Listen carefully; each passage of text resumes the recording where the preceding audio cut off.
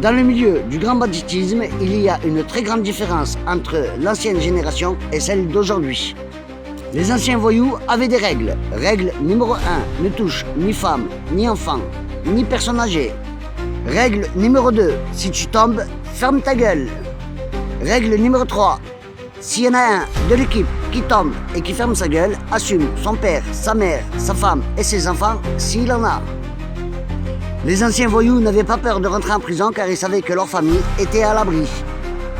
Règle numéro 4, ne rentre jamais chez la femme d'un de ton équipier qui est en prison.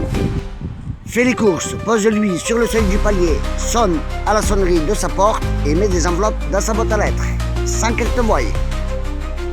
Règle numéro 4, ne tire jamais sur quelqu'un avant de lui avoir parlé. Les anciens voyous, quand ils avaient des problèmes, ils se donnaient rendez-vous dans un bar, ils buvaient un café en tête à tête et ils cherchaient des solutions ou des compromis à leurs problèmes. À la fin de ce débat, lorsqu'il n'y avait ni solution ni compromis, à ce moment-là, on sortait les armes. À l'époque, dans le milieu du grand banditisme, chacun de l'équipe avait un savoir-faire différent. Cela évitait la concurrence et la rivalité.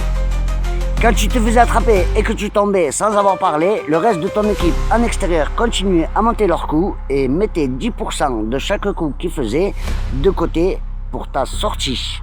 À l'époque, quand on sortait de prison, on se retrouvait tout de suite avec une grosse enveloppe pour pouvoir se refaire. Pour finir, c'est malheureux à dire, mais voilà comment nous sommes passés du voyou de l'époque à la voyelle d'aujourd'hui.